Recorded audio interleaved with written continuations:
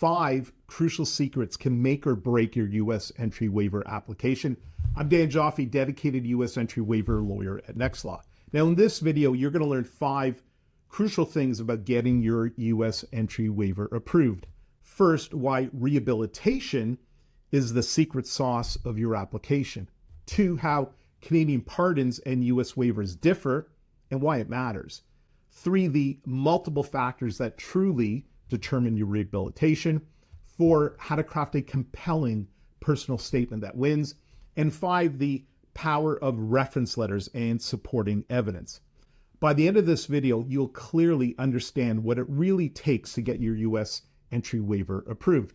Now, before we begin, please give this video a quick thumbs up. It helps me create more content like this.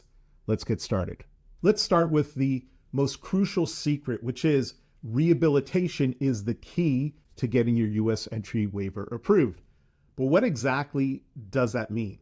Rehabilitation it's essentially a risk assessment made by the U.S. Customs and Border Protection.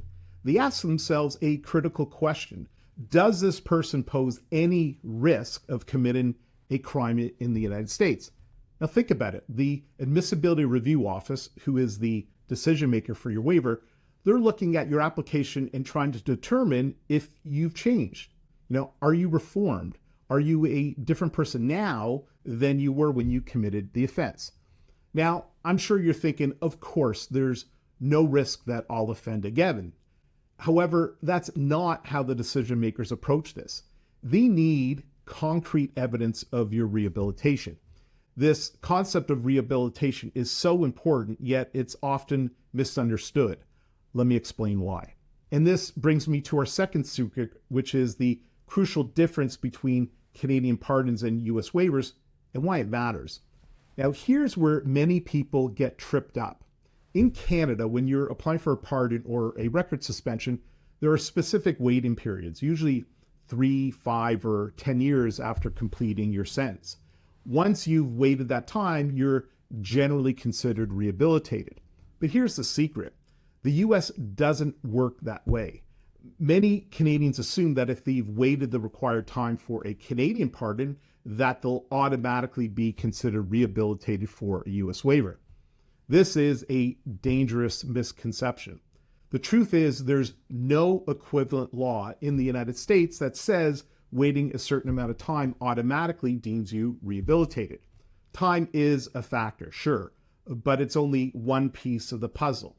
So what does the U.S. government look at? And that's what brings me to the third secret, which is what I call multi-factor rehabilitation assessment. The Admissibility Review Office considers a whole range of factors to assess your rehabilitation. Let me break it down for you. How has your life changed since the offense? Have you undergone any therapy to address the behavior that led to the crime? What's your current family situation? How has your work life evolved? Where do you live now? And how has your lifestyle changed? These are just a few examples. The point is they're looking for concrete evidence of how you've become a different person. Think about it this way. If you've committed a crime and apply for a waiver the very next day, it's highly unlikely that you've changed much as a person. But if years have passed and you can show significant life changes and personal growth, now that's something they want to see. Now, what's the best way to explain your changes to the U.S. Customs and Border Protection? This leads me to secret number 4, which is crafting a compelling personal statement. And it's here where you can really make your application shine. Your personal statement is your chance to show the Admissibility Review Office how you've changed. It's not enough simply to say, I've changed. You need to show them. In your statement, address issues like how you've taken responsibility for your past actions, what specific steps you've taken to ensure that you won't repeat the offense. How has your life circumstances, how have they changed? Your current goals and aspirations. Remember, be honest and sincere. The ARO people reviewing your application, they're experts at spotting insincerity. And that leads to the question, what can you do to strengthen your personal statement to improve your chances of success? And the answer lies in one of the most underutilized secrets in waiver applications, that is strong supporting evidence. First, you need a minimum of 2 reference letters, but here's the catch. They can't be from family members, and the writers shouldn't have criminal records themselves. These letters should come from people who can speak to how you've changed. Maybe it's an employer who's seen your work ethic improved, or a community leader who's witnessed your personal growth. Other strong pieces of evidence might include letters from therapists or counselors if you've undergone treatment, certificates or programs from courses that you've completed, documentation of awards or recognition you've received since your offense, evidence of community involvement or volunteer work. Remember, the more data points you can provide to show that you're a different person now, the stronger your case becomes.